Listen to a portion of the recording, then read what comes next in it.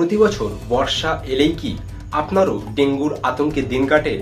হাসপাতাল ভর্তি রোগী, প্লেটলেট কমে যাওয়ার চিন্তা, আর চারপাশের ভয়াল পরিবেশ, এসবের অবসান কি হতে চলেছে?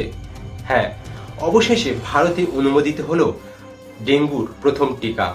কিন্তু এই টিকা কারা নিতে পারবেন, কত খরচে, আর কিভাবেই বা কাজ করবে এটি জানতে হলে পুরো ভিডিওটি দেখতে থাকুন।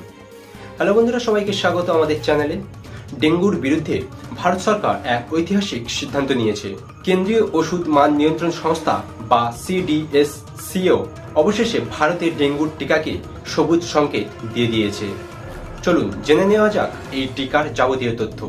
ভারতে অনুমোদিত হওয়া প্রথম এই ডেঙ্গু টিকাটির নাম কিউডেঙ্গা। এটি তৈরি করেছে জাপানের বিশ্ববিখ্যাত ওষুধ তৈরিকারী প্রতিষ্ঠান তাকেদা। কিন্তু এই টিকা কেন এত বিশেষ, আসুন এর চারটি দিক জেনে নেওয়া যাক।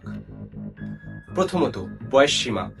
4 বছর থেকে শুরু করে 60 বছর বয়সী যে কোনো ব্যক্তি এই টিকা নিতে পারে।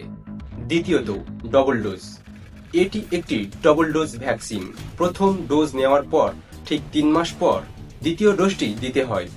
তৃতীয়, অল ইন ওয়ান সুরক্ষা।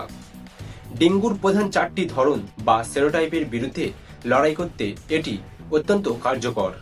এবং চতুর্থত, সবচেয়ে বড় সুবিধা, এই টিকা নেওয়ার আগে আপনার আগে কখনো ডেঙ্গু হয়েছিল কিনা সে পরীক্ষা করার কোনো প্রয়োজন নেই। আগে আক্রান্ত হয়েছেন বা হননি, সবাই এই টিকা নিতে পারবেন। শুধু বিদেশি টিকা নয়, ভারতের নিজস্ব প্রযুক্তিতে তৈরি স্বদেশি ডেঙ্গু টিকাও খুব শীঘ্রই বাজারে আসতে চলেছে। Indian council of medical research এবং প্যানাসিয়া বায়োটেক যৌথভাবে ডেনজুয়াল নামে একটি টিকার ফেজ 3 ক্লিনিক্যাল ট্রায়াল চালাচ্ছে। এটি বাজারে এলে আমরা হয়তো আরো কম খরচে এবং সহজে ডেঙ্গুর ভ্যাকসিন পেয়ে যাব।